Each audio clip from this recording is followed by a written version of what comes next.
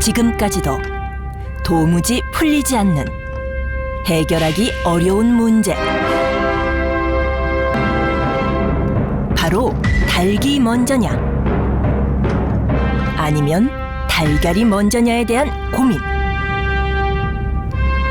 과거부터 지금까지 계속되고 있는 논쟁거리인 닭이 먼저냐 달걀이 먼저냐. 여러분은 어떻게 생각하시나요?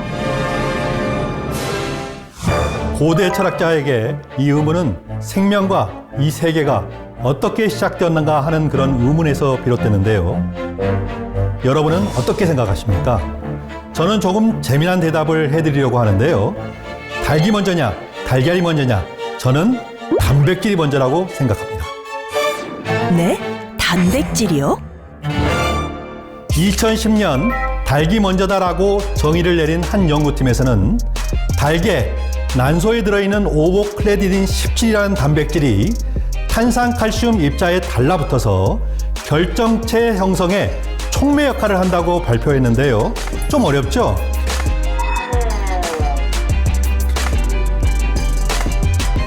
달걀 형성에 필수적인 역할을 하는 단백질의 모체인 닭이 달걀에 우선한다는 것입니다.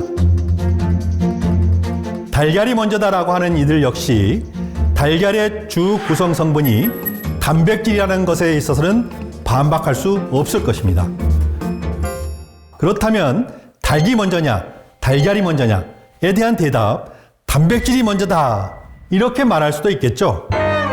제가 이렇게 재미있는 화두를 던지는 이유가 있습니다. 오늘은 살아가는 데 있어서 없어서는 안 될 필수 영양소, 단백질에 대해서 얘기를 해보려고 합니다.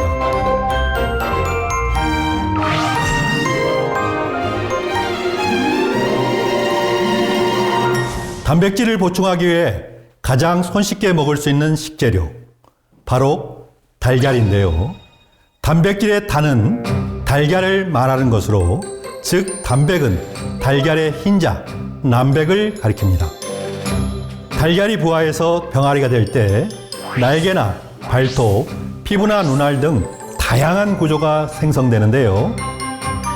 이는 바로 단백질이 만들어낸 것입니다. 그렇다면 사람의 경우는 어떨까요? 인체의 피부나 근육, 딱딱한 손톱이나 발톱, 나아가서 눈의 수정체까지 우리의 몸은 바로 단백질로 구성되어 있습니다. 단백질은 영어로 프로틴이라고 하는데요. 이는 그리스어의 프로테이오스에서 유래된 말로 최초의 것을 뜻합니다. 즉, 인간을 포함한 생물에서 단백질은 그야말로 최초의 것인 거죠. 반딧불이의 효소 단백질인 루시페리아제가 빛을 내게 하고, 오징어의 다리와 몸통의 근육, 양의 털까지 모두 다 단백질로 구성되어 있습니다. 우리 몸을 구성하는 3대 필수 영양소, 바로 탄수화물, 지방, 그리고 단백질인데요. 단백질은 20여 종의 아미노산으로 구성되어 있는데요. 아미노산의 결합 방식에 따라 단백질은 세포, 면역 체계, 그리고 생명 유지에 필수적인 역할을 하게 됩니다. 그렇다면 3대 필수 영양소 중 단백질에 주목해야 하는 이유가 무엇일까요? 우리 몸은 물 다음으로 단백질이 높은 비중을 차지하고 있는데요. 단백질은 다양한 기관, 호르몬, 효소 등 신체를 이루는 주성분으로 몸에 축적되는 탄수화물, 지방과는 달리 일정량을 사용한 후에는 모두 분해됩니다. 그렇기 때문에 단백질은 매일 꾸준히 섭취하는 것이 좋습니다.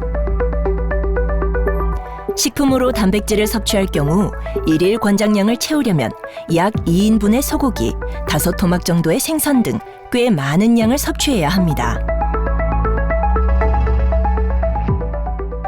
그런데 여기서 중요한 것은 하루 동안 섭취하는 단백질의 총량도 중요하지만 끼니별 단백질 섭취 분포도도 아주 중요합니다. 끼니별로 나누어 고르게 섭취해야 근육량과 근력에 좋은 효과를 보이는데요. 노인의 경우 총 단백질, 동물성 단백질의 섭취가 모두 부족하다는 조사 결과가 나와 있습니다. 그마저도 점심과 저녁으로 치우쳐서 분포되어 있다고 알려져 있습니다. 세계보건기구에서 제시한 단백질 섭취량은 몸무게 1kg당 0.8g, 한국인의 경우 0.73g을 권장하고 있습니다. 우리나라 60대 이상 2명 중 1명은 단백질 결핍 상태라고 합니다. 이 나이가 들수록 단백질을 합성하는 능력이 저하되는데요.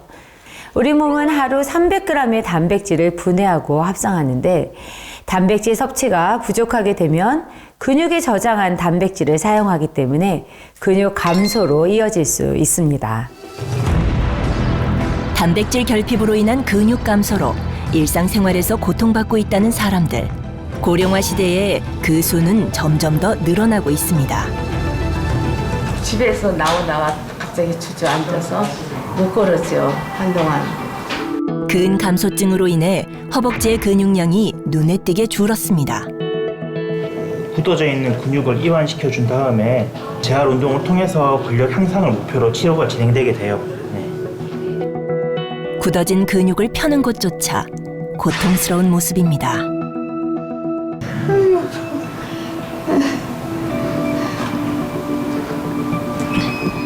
근육 감소는 신체의 고통뿐만 아니라 삶까지도 무너뜨렸습니다. 건강했을 땐 쉬웠던 동작들. 내려갔다가 올라올게요. 엉덩이 힘주고. 점점 힘들어지네. 조금 힘 빼고 잠깐만요. 잠깐만 숨 좀 돌리고 갈게요. 몸을 지탱하는 근육이 감소하면서 걷는 속도가 느려집니다.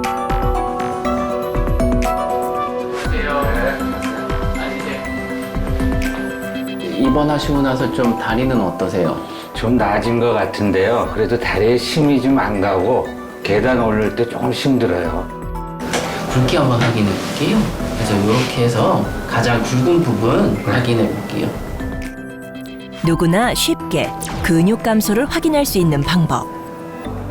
우리 몸의 근육은 70% 이상 하체에 집중되어 있는데요. 그래서 가장 먼저 쉽게 확인할 수 있는 방법이 종아리와 허벅지 근육을 체크하는 것입니다.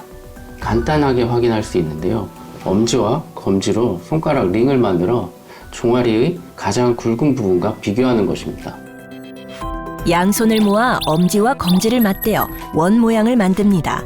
그리고 종아리 가장 굵은 부위에 원을 대보면 자신의 근 감소 상태를 확인할 수 있습니다. 또 다른 자가 진단법도 있습니다. 근감소증을 간단히 볼 수 있는 자가검사 테스트로 우회 반복 기립 테스트가 있는데요. 의자에 양발을 어깨 넓이만큼 벌려 앉으신 다음 양팔을 가슴에 X자로 붙입니다. 그 다음 체중을 앞쪽으로 이동해 일어서시게 됩니다. 5번 연속으로 앉았다 일어서는 것을 반복하면서 걸리는 시간을 측정하면 되는데요.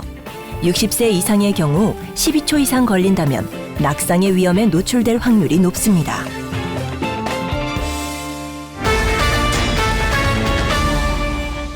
근육은 활동의 질을 결정하고 혈당 조절 및 내부 장기의 기능에도 관여하며 무엇보다도 면역력의 바로미터가 되기도 합니다.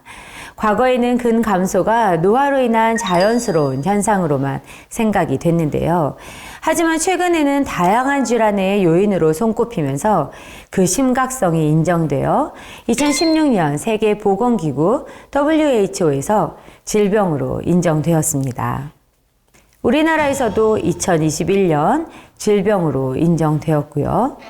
60세 이상 여성의 근감소증 유병률은 60세 이상 남성에 비해 약 1.5배 높습니다.